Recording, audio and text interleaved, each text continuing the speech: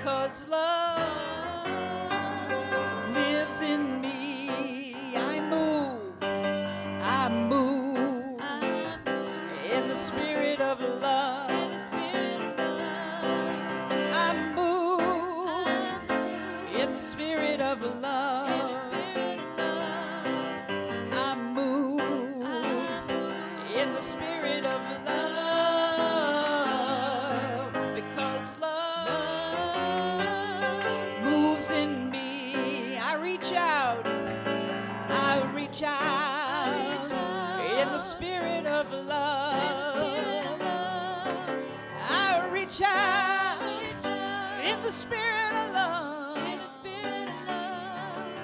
I reach out in the spirit of love because love reaches out through me. I heal in the spirit of love. I heal in the spirit of love. I heal in the spirit of love because love heals in me. We're free in the spirit of love. We're free in the spirit of love. We're free in the spirit of love because love sets us free. Because love sets us free. Because love sets us free.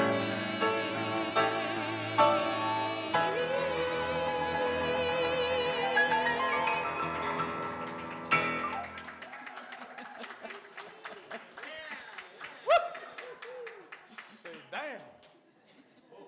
Wow. Good morning. It is a good morning. Good morning, everybody. My name's Blake Ringsmith, and I am honored to be your worship assistant. What a privilege it is to be here. What energy emanating from that piano and that woman. All right. Well, let's just take that in for a second. Welcome. And as we always do, we begin our service with a prayer. Father, Mother, God, we are so happy to be here by divine appointment, and we have already been rewarded, and the best is yet to come, always.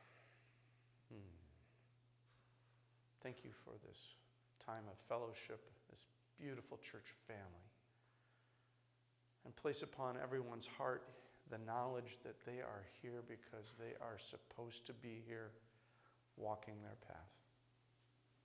For this opportunity to share and to grow, we are so very thankful. And together we all say, Amen.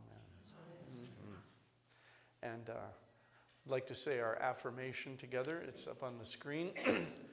Together, I am a whole and perfect child of God, and no one is against me. And that is from the Eye of the Storm, which we're studying. All right, thank you.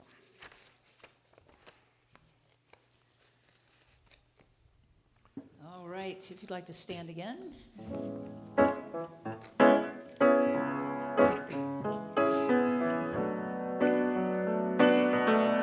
It's called All Is Well, and it is, isn't it?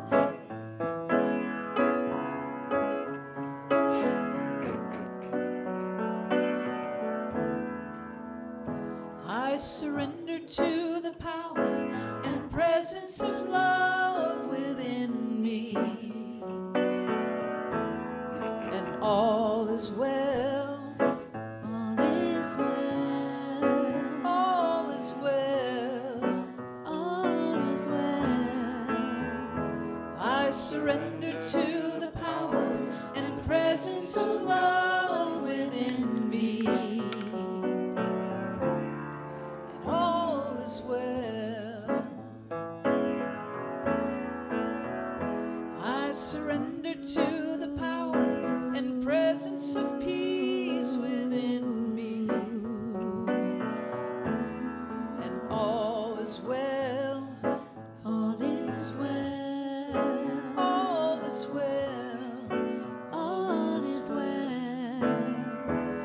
I surrender to the power and presence of peace within me. All is well. I surrender to the power and presence of joy within me. All is well. All is well. All is well. All is well.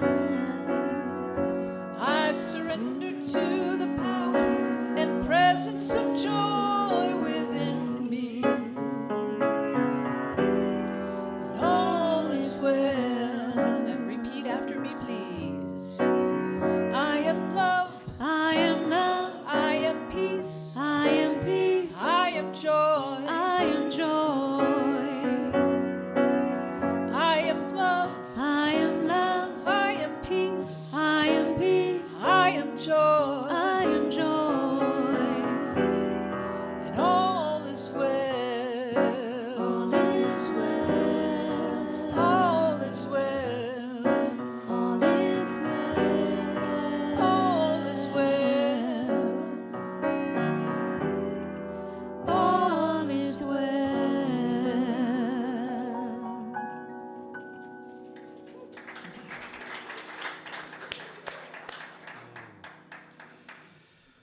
All right. I have a few announcements that I'd like to share with everyone. Our September speakers next week is Reverend Joe Kelly, and then Kit Holmes will finish the month of September on the 25th. As you can see to my right, our Father Fred Backpack Fundraiser is in its home stretch. This is the last day to donate items for this year's fundraiser. If you haven't had a chance to shop, a check will certainly always do. And those donations will be accepted right here. Please indicate on your check or a note for cash that your gift is for the Father Fred fundraiser if you are so inclined.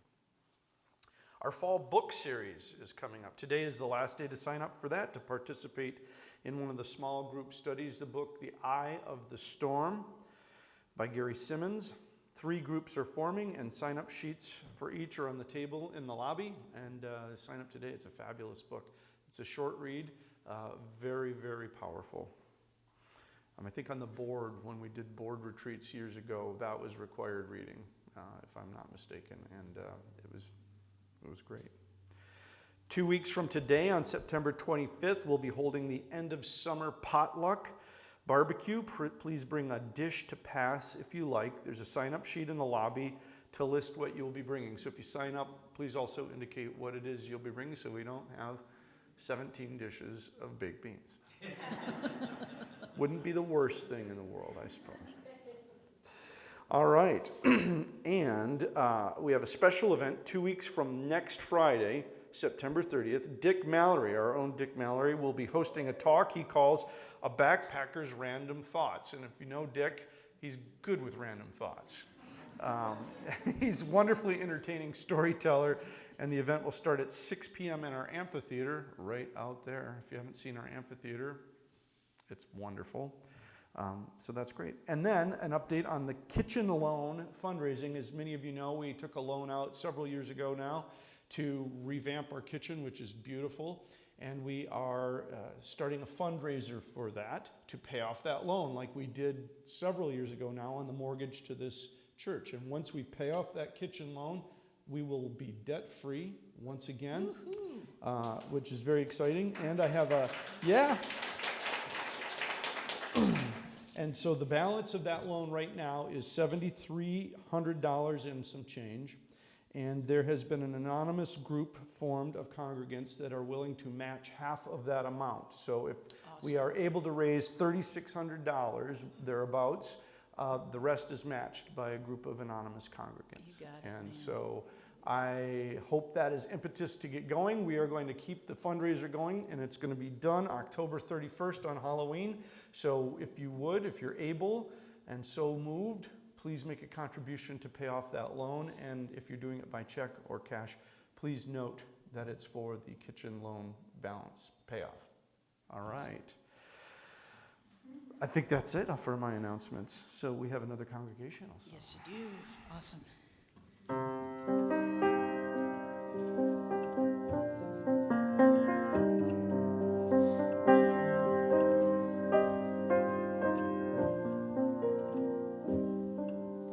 I am remembering who I am. I am remembering who I am. Join us, won't you? I am remembering who I am. I am remembering who I am. I am remembering. I am remembering. I am remembering who I am. I am remembering who I am. I am remembering who I am. I am remembering who I am. I am remembering. I am remembering. I am remembering who I am. I am remembering who I am. I am remembering who I am. I am remembering who I am. I am remembering who I am. I am remembering who I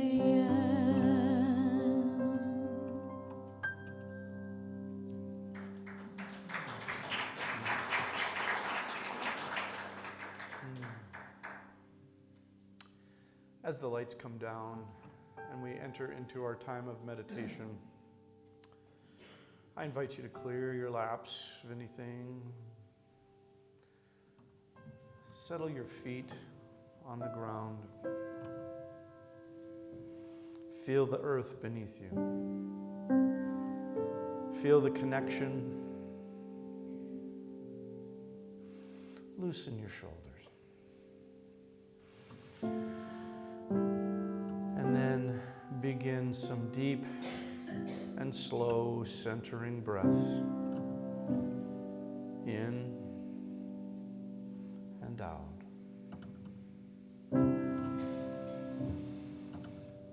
With each breath, release any concerns.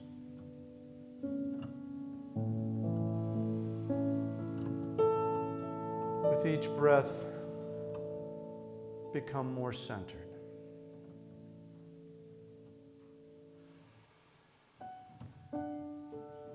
And with each breath, become more aware and connected to the divine presence that is your soul.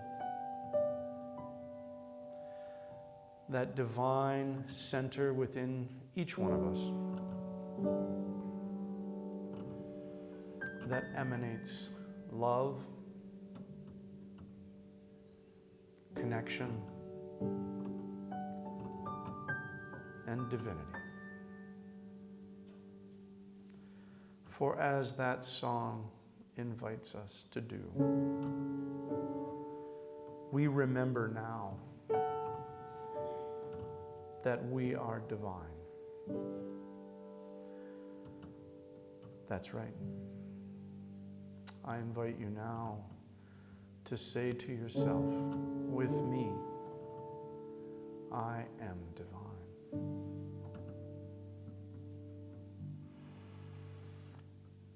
I am divine.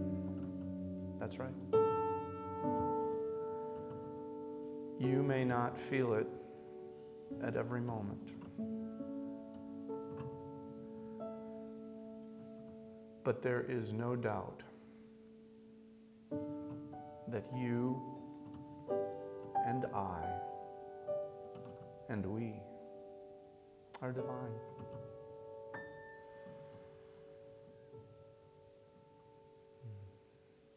And now I invite you to envision what that divinity looks like within you. For as sure as I see you sitting there, you emanate, you radiate divinity. Your soul sends a clear and unmistakable energy of your divine presence, of your divine calling to other divine souls.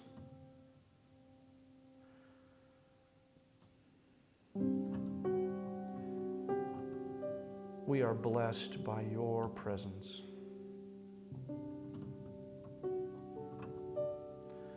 We release any thoughts of imperfection. Release those thoughts and judgments now. For I see the divinity in you, whether you see it or not. But we are called to remember at any given moment that we are divine.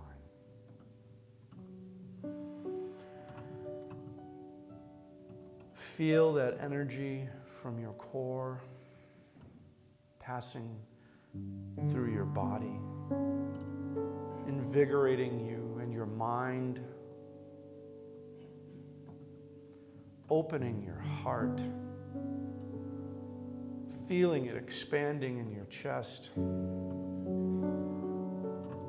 open to that radiating love from others sitting near you, beyond the walls of this church, our community, and our world.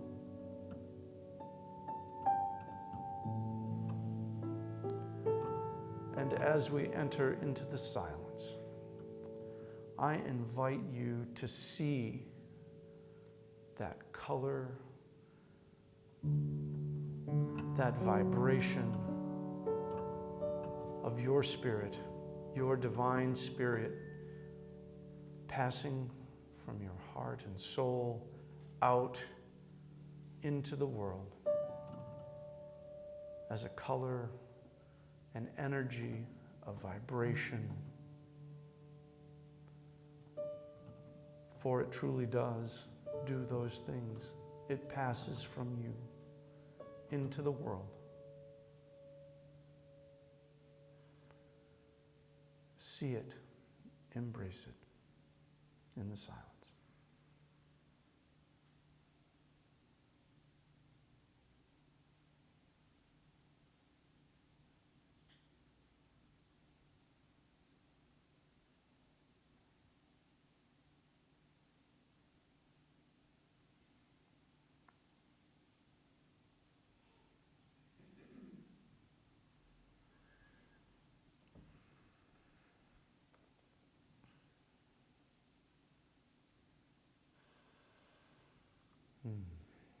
As we return to the here and now, I invite you to look around.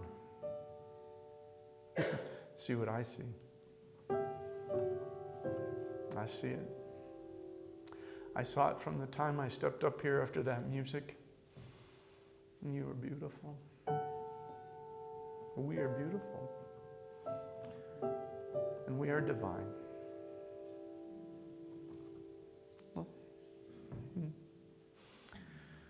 For this chance to remember, to reaffirm, we are so very grateful. And together we all say, Amen.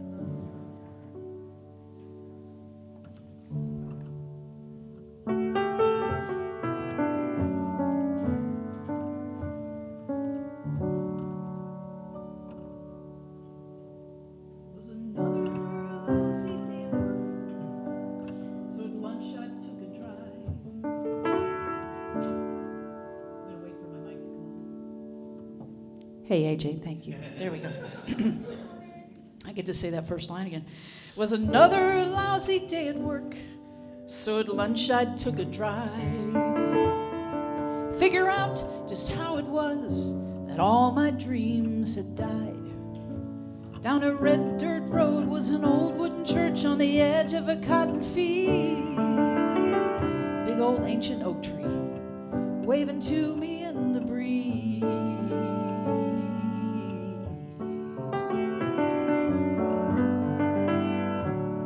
So I pulled up right next to it, pleased with the choice I'd made. I was gonna find some peace, my God, in that tree's majestic shade. I didn't expect what I heard next, since I thought I was alone. A gentle voice said, I'm so glad you found your way back home. And it said, the answer you're looking for is right inside your heart. Why not try to open it wide? You'll find a brand new place to start. All I know is time won't wait. It slips like water through your hands. And you should know that it's not too late to make a change in plans. It's all I know. So I'm staring at this old woman. She was about as old as that old tree. An amazing fire was in her eyes, and she was staring back at me. I asked her where she came from and if I'd lost my sanity. She said, honey, when you ask for help, you ended up with me. The answer you're looking for is right inside your heart. Why not try to open it wide, and you'll find a brand new place to start. Now all I know is time won't wait. It slips like water through your hands. And you should know that it's not too make a change in plans. It's all I know.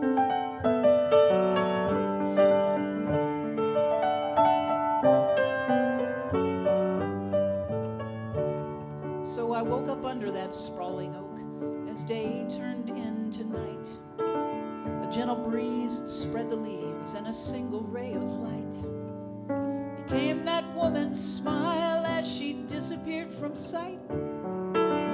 How else could I thank her but to act on her advice? The answer I was looking for was in my heart, it's true. I changed my plans, and here I am, singing all my songs for you. And all I know is time don't wait. It slips like water through your hands. And you should know that it's never too late to make a change in plans. It's all I know.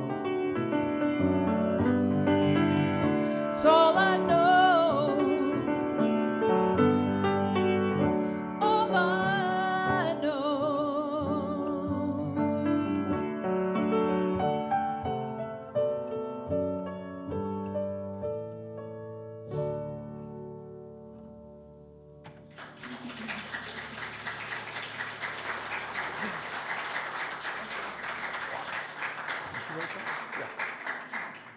It wouldn't be something if the person who wrote that song could come here and speak.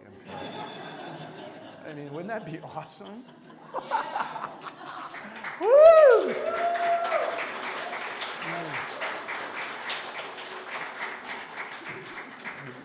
Thank you.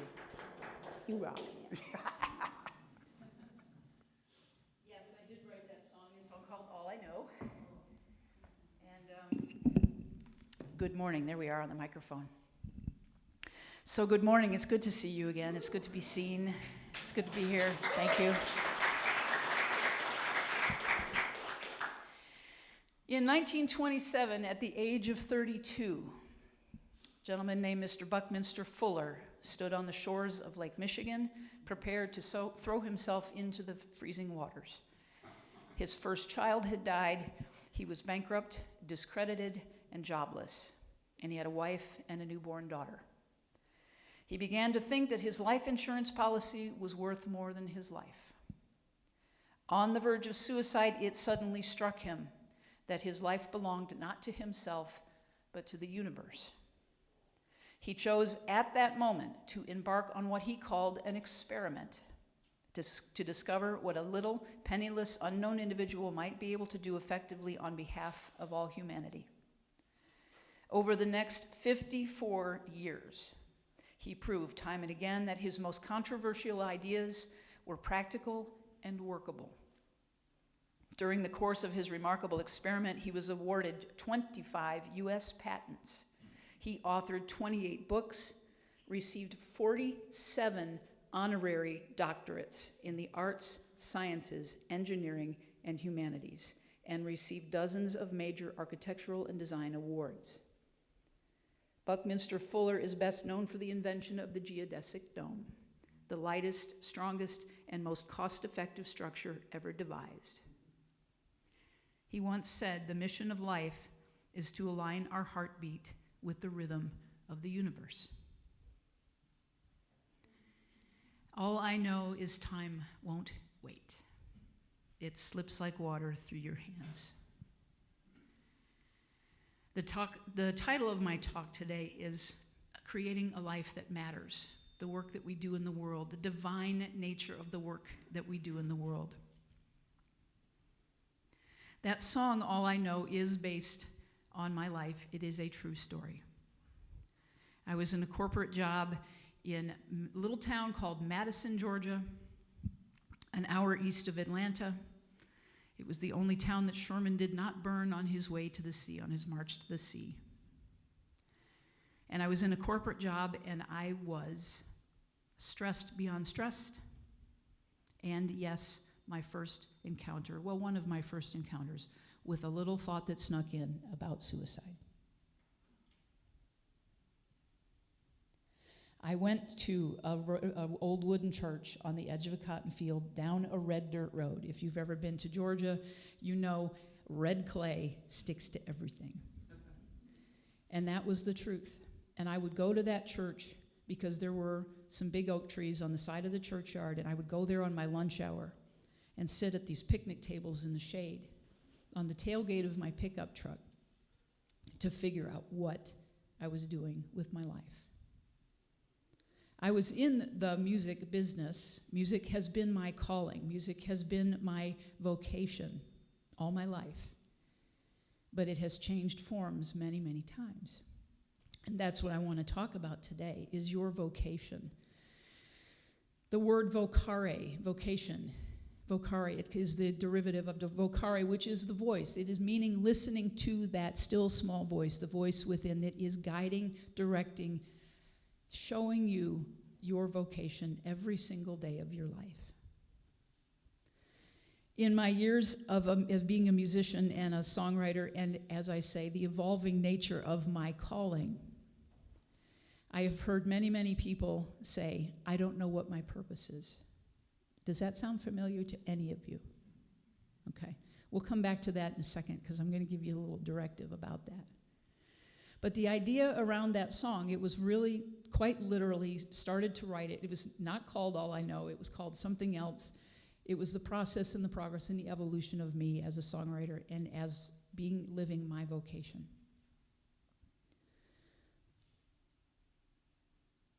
My partner at the time had the loss of 3 grandparents in a very short amount of time, right around the time that I started that song. And they were sudden death, tragic death from a wreck, some other things. And it was just like one after another. It was like, holy smokes. And that line dropped in that said, all I know is time won't wait. It slips like water through your hands. I was anywhere in my conscious mind knowing that I was going to become a minister. Nowhere in my conscious mind knowing that it would take another 10 to 15 years for me to find new thought. But what I know is that that voice, that vocare in me, was already beginning to write things that were healing me, that I'm finding and found over the years are helping other people heal. That's what it does. When we listen to it, when we follow it, we know we are on the right track. We are in the flow. We know what our purpose is. We'll say, but it looks like this, but it should like that, but it like, no. It is that voice that gets in there and speaks to our hearts every single day and says, this, go here today. This is yours to do. So for those of you, including myself, who didn't know and claim and continue to claim we don't know what our purpose is, I'm going to call BS on you. I'm going to get a little nitty-gritty with you this morning. There is that part of you, that divine spark part of you, that does know. We have been taught, we have been shamed, we have been guilted, whatever that thing is that taught us to believe we don't know. That's when we say, I don't know what my purpose is. Yes, you do. And it is our job and our healing and our evolution of doing our right work in the world to get quiet, to get still, to go through the messy parts of healing. Oh, I know. Sorry, it's my job, it's my calling, to kind of get in your face a little bit and call you out. Guess what? Because I do it all the time. I do it to myself. And if I don't, somebody else is going to do it for me. This is not meant to be a judgment that's saying, oh, you're not doing the thing, and, to guilt you or to shame you into it. It is to help you get back in touch with that gentle, loving, unconditionally loving, wise, intuitive voice that is saying, go here, do that today. The thing about vocation is it might not necessarily be what you get paid for. And a lot of times it's not. Wait a minute, I don't want to affirm that as a minister. Hang on. Or a musician. Hang on. But it is that thing that you would do whether you got paid for it or not. And I know that every one of you in this room has something that does that for you, whether it is gardening or baking cookies or pies or creating something for a child, a toy, a knitting, whether it's helping a nonprofit, whether it is marching on Washington, whatever that is, there is a vocation in it. It is Spirit's voice that has tapped you on the shoulder, whispered in your ear, and said, I pick you. There is that famous, maybe not so famous, but it has become famous to me in the last year, especially from the Gospel of Thomas, which, as many of you know, would not be in the King James Version. It's in the Gnostic Gospels from the Nag Hammadi that were found in 1945, 47, I think. And it is that phrase that is, if you bring forth that which is within you, that which is within you will save you. If you do not bring it forward, ... it will destroy you. I can tell you from firsthand experience again and again and again, and from the song All I Know, I said no. I went, not me. Nope, I'm going to go over here and do this thing in music, and I'm going to get this corporate job in music, and I'm going to keep doing. I'm in music. I'm making a good living. I got a good benefits program, benefits package, and I got good insurance, health insurance, and all the things that come with that, including all of the stress that would lead me almost to suicide. And it wasn't the job per se, it was the job, the gift of that job and the gift of that stress that brought me to that place of writing that song that has taken me all these years later 25 plus years later, of asking the question, why am I so afraid to put my music first? I have pushed my edge over the years, and it's been a lot of edge pushing.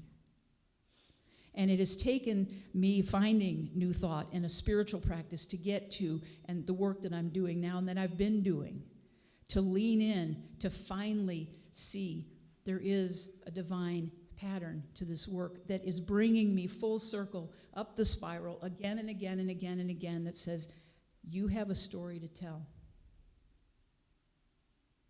Every one of us has a story to tell of how we got here in this room today. When I started saying yes to the gift is when things begin to open up. When I stop pushing against it and saying, no, that's not mine to do because it doesn't look the way I want it to look.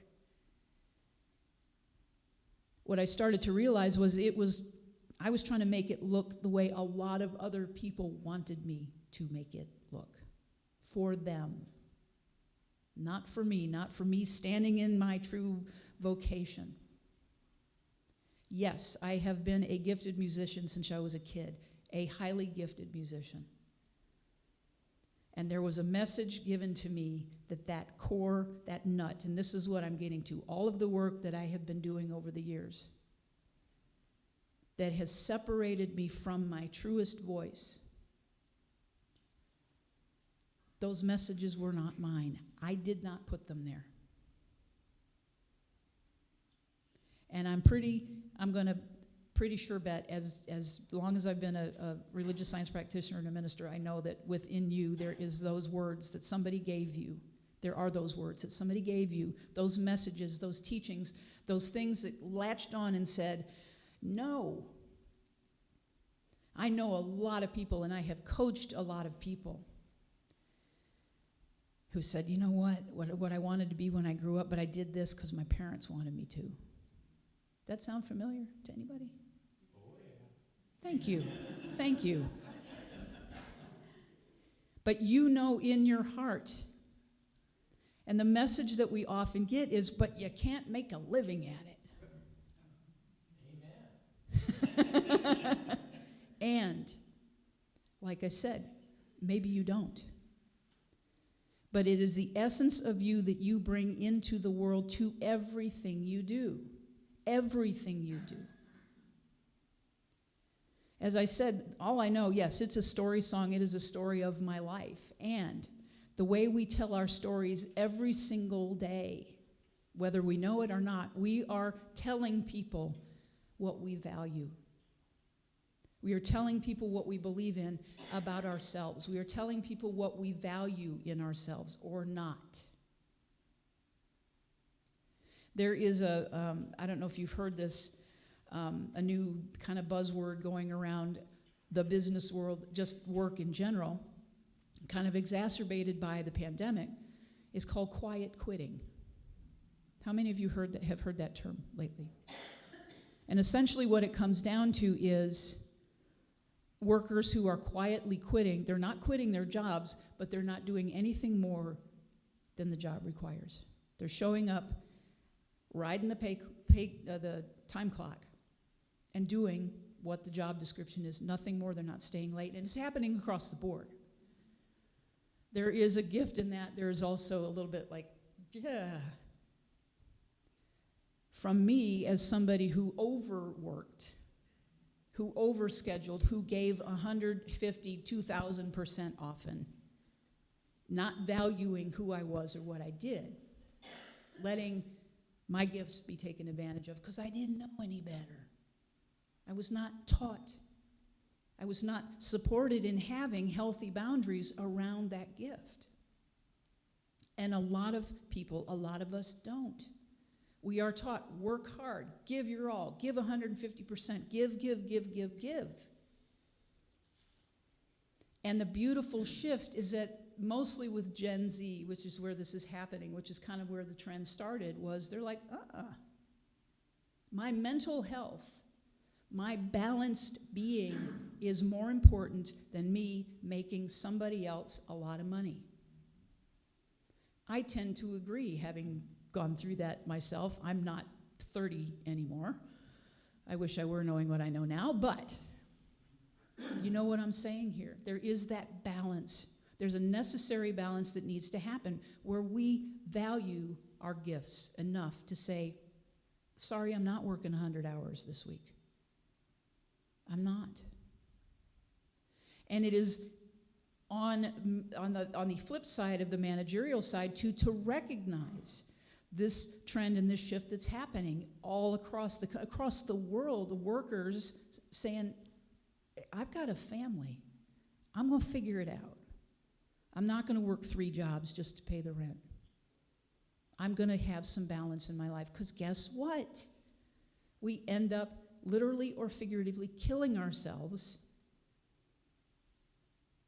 for something that is not our vocation. I'm going to swing it back around again to that vocation. The balance comes in.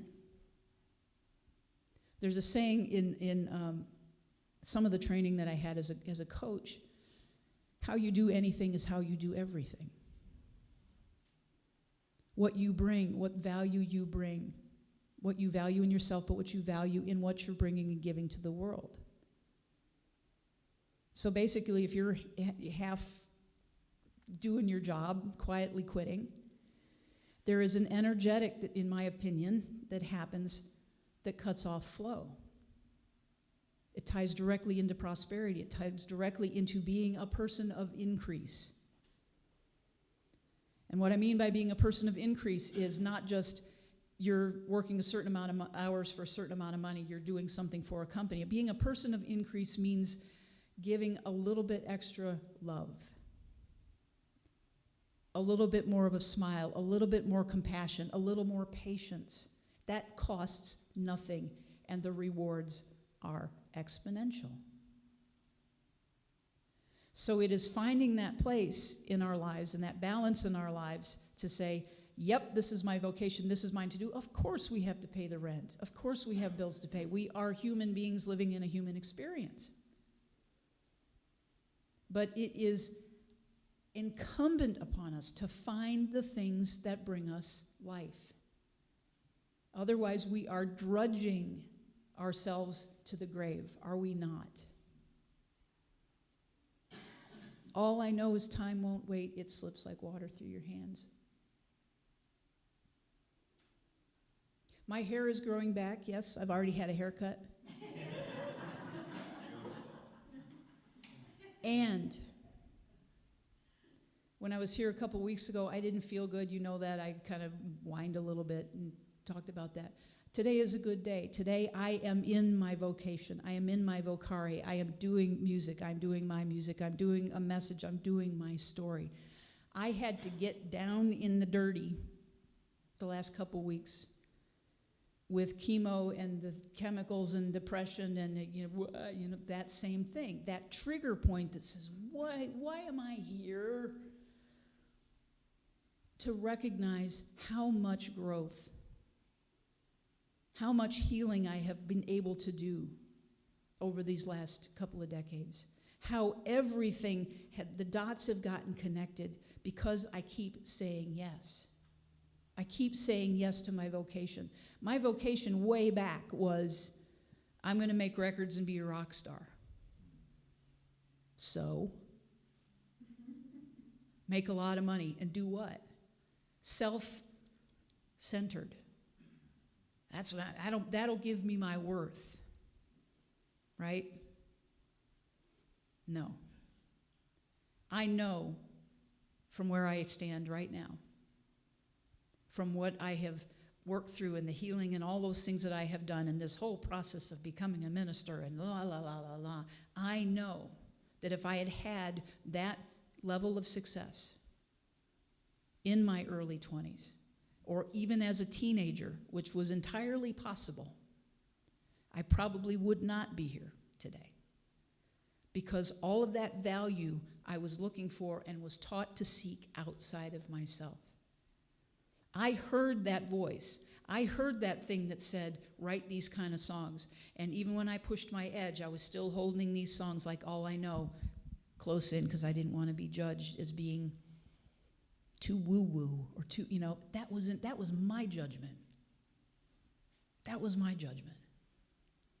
Writing the songs that I do has been my healing in New Thought over the last almost 25 years. They were affirmations for myself because I wasn't hearing it from somewhere else. And I'm like, I don't know where this is coming from, but I'm going to write it for myself. And then I started to share it. And then I started to see, yep, this is the process that we do with our vocation. We learn. And we learn the skill sets. There is a skill and a craft to being a good storyteller as a songwriter. There are skills involved. There are skills in whatever it is that you do that you bring to the world. And you grow and you evolve and you take them and you improve upon them and you go, wow, look at that. The more you grow personally, spiritually, internally. And eventually there's this little tipping point that says, not about you anymore, Kit. It's about being in service. It's about bringing that to other people because you've been through it. And I'm still going through it. And I still continue to see the gifts that I never could have imagined around this. The gift, this is going to sound really wacky. The gift of chemotherapy, for me, has been because it has knocked me to a place of fatigue, and when I'm physically fatigued, I get really vulnerable. Do most of you, when you're sick, feel pretty vulnerable? Yes. Vulnerability is scary stuff, but it is also the cracking away of all of the protective layers, defenses, our internal and external defenses saying, nope, I got this, or I'm smarter than that, or I'm smarter than God.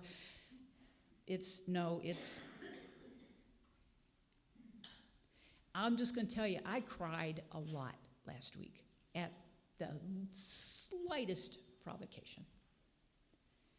And for one of the first times in my life, I let myself do it, no matter what. No matter where I was, mostly at home. But even if I were in Myers getting groceries and some song came on and I'm like,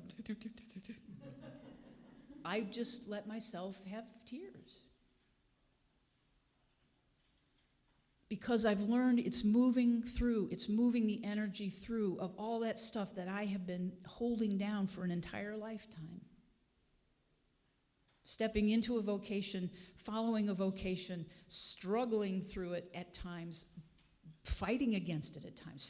When I heard that first thing that in my head that said, you're going to become a minister, I was like, what? No, I'm not. Guess what? I had to heal a whole lot of stuff around God. I had to heal a whole lot of stuff around what I was taught about God.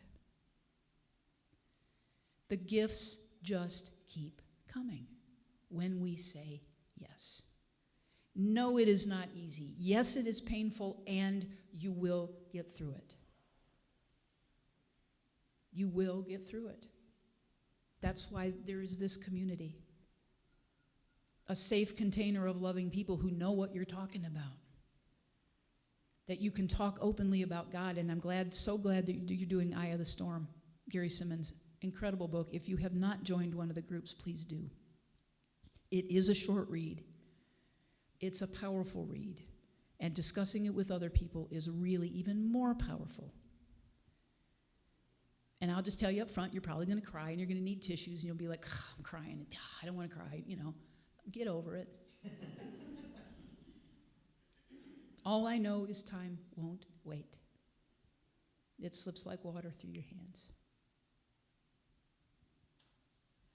The poet Hafiz has this beautiful, beautiful, just like Rumi, these one-liners that just go. The place where you are right now, God circled on a map for you. And one of my most favorite quotes by Howard Thurman, and you may have already have heard this before, but I'm going to say it again. Don't ask yourself what the world needs. Ask yourself what makes you come alive and go do that. Because what the world needs is people who have come alive. And that's really it. Your work in the world is to come alive. This is it, as far as I know. This one life that we have been given to be the highest and boldest and most outrageous, if we so choose, expression of the divine. What an incredible gift.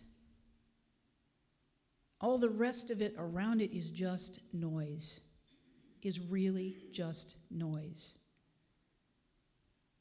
In Brett's meditation and prayer about being divine, I see it. I see it every time I come here.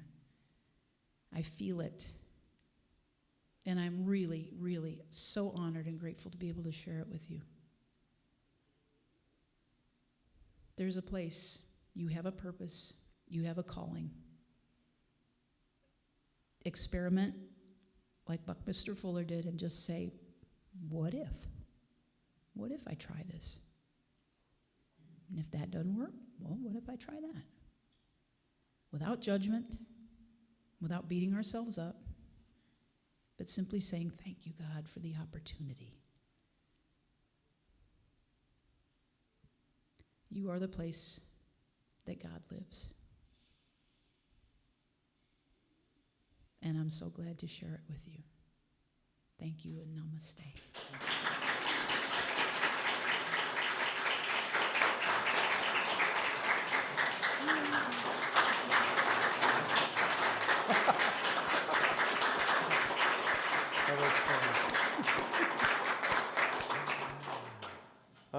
So, how many people almost didn't come to church today?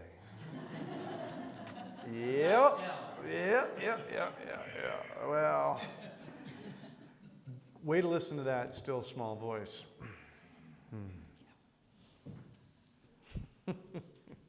Thank you. Oh, this is now our time of offering. Time to share our financial gifts with this ministry. As children of a loving God, we live in the light of abundance. Deeply grateful for all that has been given and all that is yet to come. We embrace the good that God provides with joy and thanksgiving. And on our screen is our prosperity blessing, which I'd like to say together, please. Together, given love, through me, blesses and multiplies all that I have, all that I give, and all that I receive. Thank you, Mother, Father, God. Thank you. And so it is.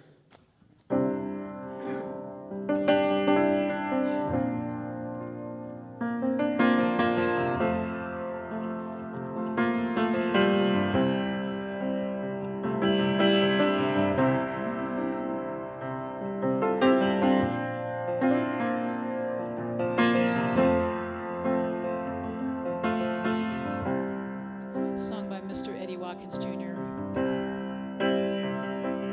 Am I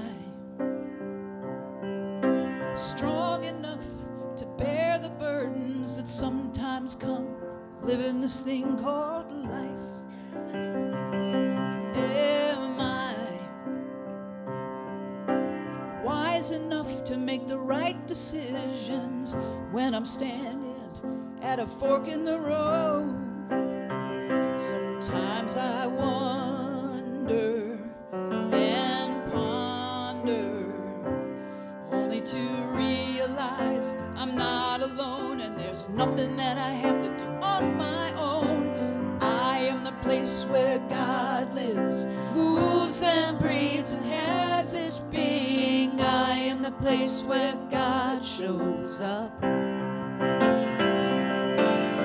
I am the place where God lives, moves and breathes and has its being. I am the place where God shows up.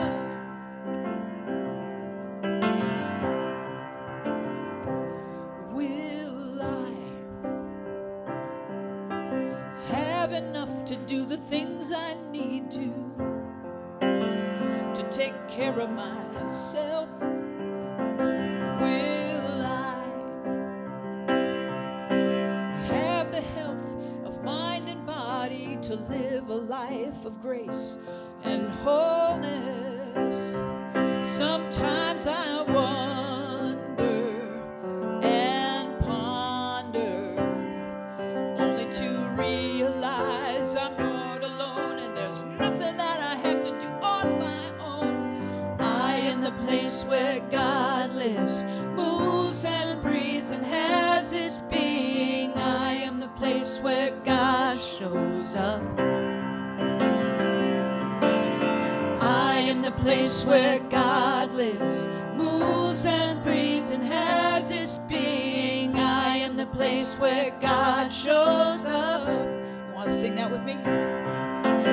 I am the place where God lives, moves and breathes and has its being. I am the place where God shows up. I am the place where God lives, moves and breathes and has its being. I am the place where God shows up. I am the place where God lives, moves and breathes and has its being. I am the place where God shows up. I am the place where God lives, moves and breathes and has its being. I am the place where God shows up.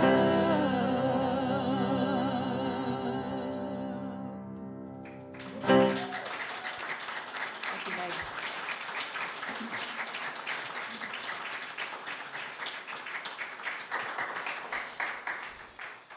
Oh, thank you. Thank you. Well, now's the time we bring our service to a close, unfortunately. But we have fellowship in the back. We have our prayer chaplains that'll be available for private, confidential prayer up front here. If there's anyone here for the first time, we have a guest packet that our ushers will be honored and pleased to give you. They're in the back there. Let's see. Yep, that was it. Prayer chaplains. Sometimes I have to be prodded. So, let's take this in. Thank you for this message, this call to action, the choice, and the reminder to just say yes. Just say yes. Father, Mother, God, we are you incarnate. Thank you for this reminder. We take this message, this love, and this energy, this synergy, and move it out into the world. For this opportunity, we are so very grateful. Together we all say amen. So it is. All right, let's join in our circle. As we do, we form a circle around the church here.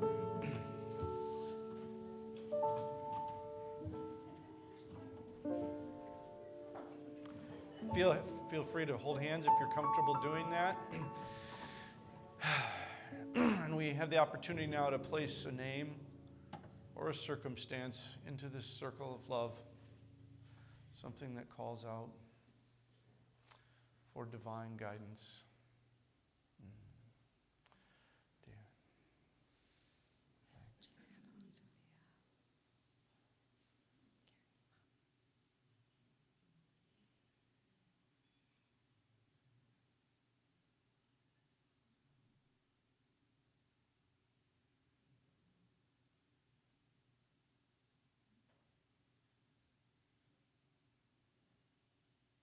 As we speak these names aloud or to ourselves, we place them into this circle, calling upon divine spirit, knowing that we do not control the outcome and we may not know what is for the highest good. But we know this or something better. And we bless these prayers with our prayer for protection, which is on the screen together. The light of God surrounds us. The love of God enfolds us. The power of God protects us. And the presence of God watches over us. Wherever we are, God is, and all is well.